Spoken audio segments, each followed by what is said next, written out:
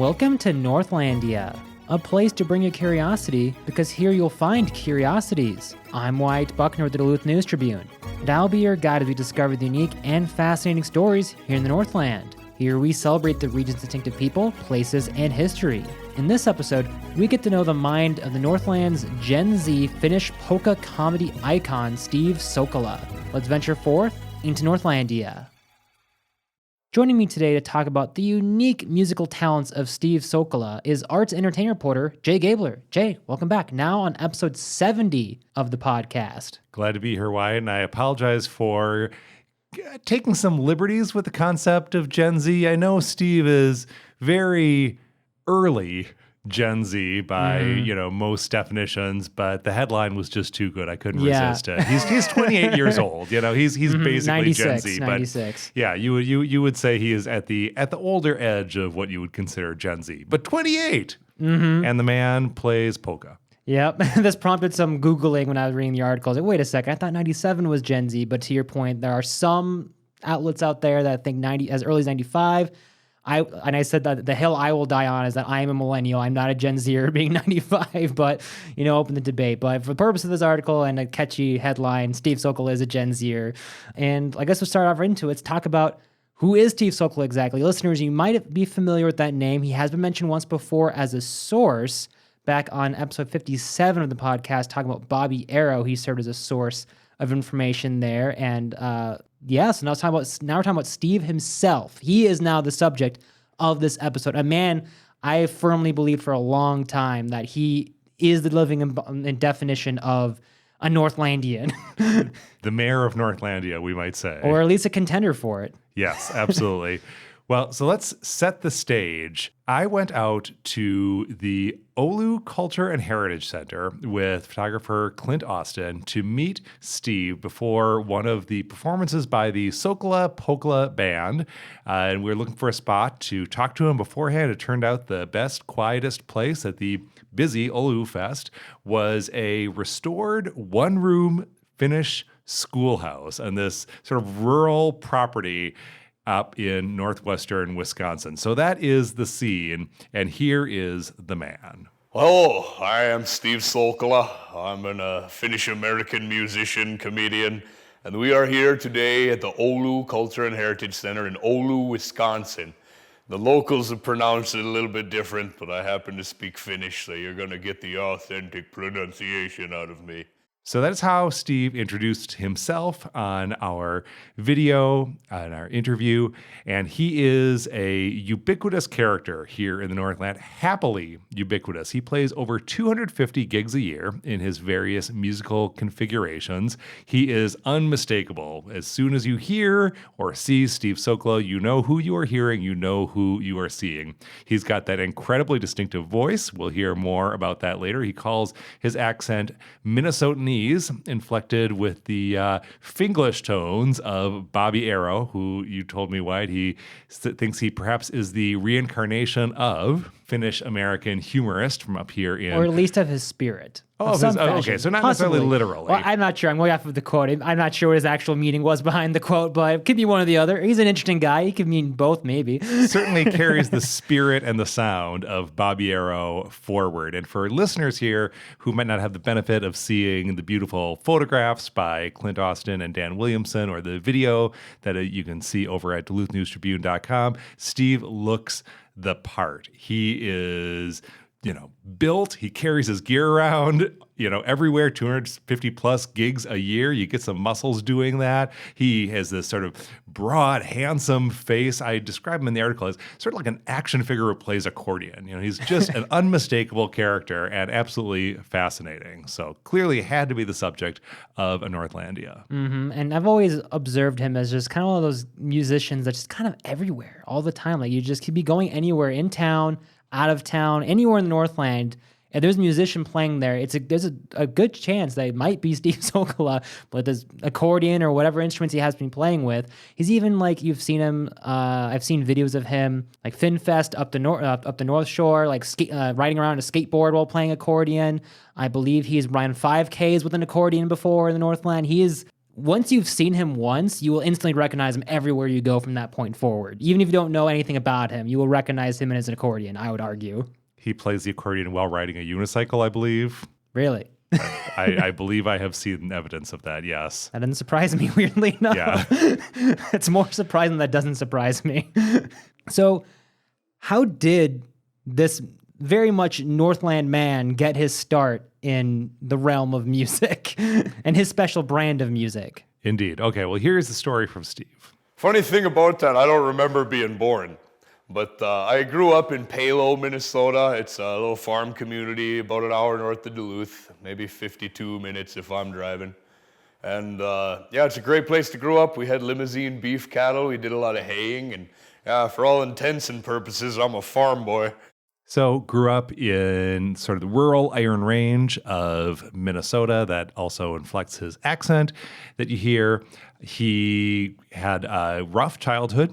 He acknowledges some challenging family circumstances, especially when he was younger. Money was not necessarily easy to come by, but his family had humor. He told me he spent a lot of time with his grandfather, who had all sorts of jokes and helped inform Steve's sense of humor. And he said, everybody in his family was so funny. You just think that's the world. Everybody is hilarious. And it's only when you get out into the world, in Steve's terms, that you find out that not everybody is funny. They're serious. And instead, he says, I'd prefer to be seriously funny. So he brought a sense of humor out of that upbringing and discovered music as well. The first solo I ever sang formally was in Sunday school way back when. I sang Star of the East. And even back then, at like 9, 10 years old, I had a lower voice than normal. I think Finnish boys develop early, because by 11 years old, I was already speaking like a bass baritone. And it edged out there got its edge to it later on through. I always joke, I hit puberty and puberty hit me back. But yeah, it started with singing. I had played the trombone, was my first ever instrument, but I had sang as a child. I sang in church, sang with the radio all the time, and loved ABBA, because my mom loved ABBA, so we didn't have a choice but to love ABBA. And find out later on in life, they're a Swedish band, and now I play them at all my Scandinavian and Nordic festivals I play at, so it's awesome. Then yeah, about 5th grade, I got a trombone, and I quickly realized this is the best thing ever. So here we have Steve. Young Steve has discovered his musical talents, is playing a number of instruments, a growing number of instruments, living and working on this farm, attending high school in the Northland. And here, now I understand, opera's involved in the story? Exactly. So there is an opera company, and in fact, an entire classical music festival on the Iron Range called the Northern Lights Music Festival. And it is run by a person who ended up being very important in Steve Solkela's life. Although I interviewed her and she said, I don't think and let me make clear the context in which she was saying this, was being modest. She's saying, I don't think I did much for him. He has kind of, created himself. He has accomplished, he deserves credit for all his own accomplishments, but Steve does prefer to give some credit to this important person in his life who runs the Northern Lights Music Festival and the associated opera. I always mention Vida Tupancic, really tough Slovenian lady who runs the opera company up on the Iron Range. She changed my life in a very beautiful way. I'll love her forever because of it. I went to college. Never thought I'd go, I was poor with bad grades. What does that mean? Don't go to college. She heard me talking. I was a contractor and painting the set for the opera company, and she was literally like, I think you should go into the opera. You've got a bass voice like that. We'll set you up an audition. And so that is how Steve ends up performing in operas while also building sets. And this is also, as he mentioned, how he ends up going to college in New Jersey. His musical collaborator, Kaylee Matuzik, told me, people are always surprised to learn, Steve is so quintessentially Northland that he actually spent 4 years living on the East Coast, New Jersey, no less, where he went to college at Rowan University. Vida Tupancic is on the music faculty there. And so that was the university that she encouraged him to successfully apply to. So it's pretty clear so far he's got a large experience of different musical instruments. He's gone to college now. But how of all of that did the accordion become the central instrument to the persona we now know as Steve Solkela? Well, I think one reason he plays so many gigs is because he can be self-contained. He has a range of bands. Again, we'll talk about that again in a minute, but he can perform as he calls it and has long called it Steve Solkela's quote unquote overpopulated one-man band. And it's really the accordion that makes that possible. When you're playing an accordion, it's a party. The accordion was kind of the hero of it. I never really thought music was possible to make a living at. I really grew up with that ingrained into my head. When are you getting a real job? Yeah, cool that you got a gig, but it's not going to pay the bills. Now it's my best paying job I've ever had. And I've had like 80, so. So what can an audience expect at a Steve Solkela show? So now let's talk about the different types of musical configuration that Steve plays with. I have the one-man band, the Berserk Blondes, the pop rock band, and comedians. And I'm in a polka band, a gospel band, I did a metal band, I was in a barbershop group. And I have an opera company, very small opera company I started. So he has performed and recorded, again, solo as Steve Solkela, just under his own name. He's got the polka band. He has all those acts that we explained. He actually just produced an opera, as he mentioned. And his newest project is called Berserk Blondes. It's been spelled a couple of different ways during the group's short history, but in the article I went with BRZRK BLAWNDZ. It is, as you might guess, his band with another blonde person of note in Duluth. If we didn't mention this yet, Steve is very blonde. He's a blonde Finn. And another blonde individual on Duluth's music scene is Kaylee Matuzak. And so they got together and realized that they had known each other for a long time, but hadn't thought about collaborating musically until they started hanging out together and realized that they had a shared sense of humor, that their voices worked well together, they had complementary music skills. Kaylee is a singer-songwriter who usually performs on the guitar. And so they put Berserk Blondes together. And as with some of Steve's other projects, they perform satirical, humorous songs. And so I asked Kaylee, as someone who has performed a lot solo under her own name, what it's like to take the stage with the icon, Steve Solkela. Like, Berserk Blondes was kind of my first foray into doing, like, more than just solo stuff, really. So it's really cool to, like, have somebody to be working with, and then also just getting to do that super different genre of music, because we do so many, like, we do the funny stuff, we do a lot of, like, ladies of the 80s, we do just super weird stuff. So it's cool to be able to do something that's very, very different from what I do alone. Mm-hmm. And yeah, just being with Steve on stage too, there's obviously a level of unpredictability that makes it pretty interesting. Like, sometimes he'll start bantering and introducing a song, and I'm like, okay, it's gonna be this one, and then he starts playing something else. So I gotta follow him sometimes. It's just kind of fun to keep me on my toes. To be clear, Steve plays both originals and covers, and at one point told his college newspaper that he can play tens of thousands of songs. So he does have a lot of songs to dip into, and when I saw him perform up at the Oulu Fest, I kept track of the time, and he and his Solkela Polka band whipped through 10 songs in under a half hour. So we're like talking Guided by Voices level, rat-a-tat-tat-tat-tat-tat here. And so he has quite a repertoire that he can draw on. That's a lot of songs. Was there even, I imagine, was there time for banter between the songs or much? Or is he just going one after the one and the other? Oh, yeah, the dad jokes, the grandpa jokes, the grandma jokes, the aunt jokes, whoever in your family makes the jokes, Steve has got them. And this was at a sort of Finnish cultural and heritage center. And so he played into the, the ethnic humor with, he's saying, he was making cracks like, oh, yeah, when I was born, the doctor said, sorry, we didn't have the budget to make you Norwegian. I don't know how to respond to that. Then he told the one about the person who's asked, what's the best thing about living in Finland? The guy says, well, the flag's a big plus, et cetera, et cetera, et cetera. So, Jay, you've been to many musical performances in your career, both in the News Tribune and before. How does a Steve Solkela show compare or contrast from a typical show that you've been to? Well, let me put in the context of this show that I saw most recently up at the Oulu Fest. This is an audience that appreciated Steve's act, appreciated Steve's humor, but it's a festival. It's an outdoor audience. You know, people are kind of coming and going and getting food and doing other kinds of activities.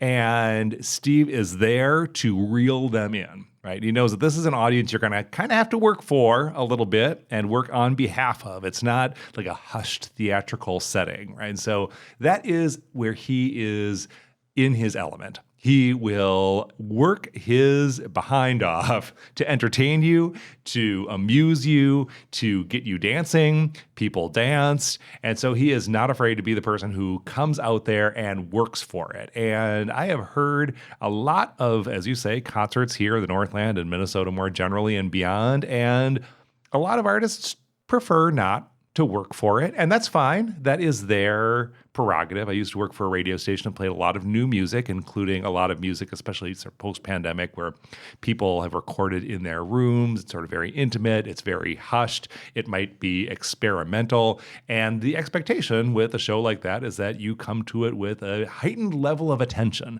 so that you can give yourself over to what might be a challenging experience that this artist is presenting to you because it is their art and you are on their terms. Steve is ready to meet you where you are. In fact, he might all but physically come off the stage to engage with you. And Kaylee actually told me a story about how at the Homegrown Festival this year, for people who don't know, is a music festival in Duluth that happens at a bunch of different venues across Duluth. And so Steve put his name in and found out that he had been placed at the Zeitgeist Teatro, which is a theater, basically. It's a sit-down theater. It's a classic darkened theater. There's a stage and everybody is facing towards you and they're paying attention and it's quiet, the way a theater works.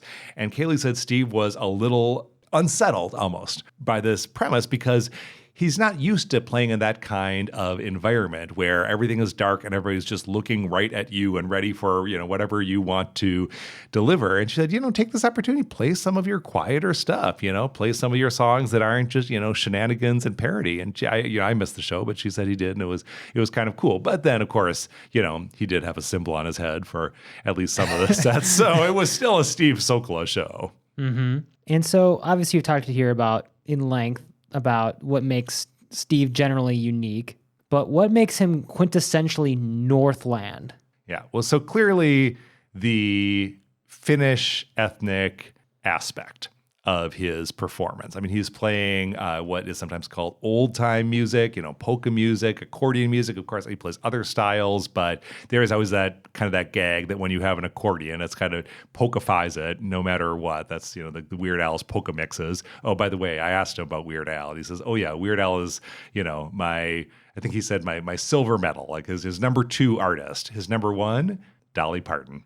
He said, if I can have a fraction of the impact that Dolly Parton has had on the world in terms of positive impact, my life will have been worth living. So that gives you a sense of the breadth of Steve's interest and his sincerity as well. That he's not just out for laughs, but he does want to make the world a better place. But certainly that, you know, that Finnish ethnic humor aspect of it, that old-time music aspect of it, it is something that does translate outside of Minnesota. You know, this isn't the only place where polka and accordion music are played, but really there's a context for it at places like Oulu Fest, at places like the Iron Range, and places like Duluth that just doesn't quite translate. Even though he has toured, he's gone to Finland to play. He says he's played 14 U.S. states this year, at least that's what's on his calendar. So, you know, you can take Steve Solkela out of the Northland and the show works, but it doesn't hit quite the same way.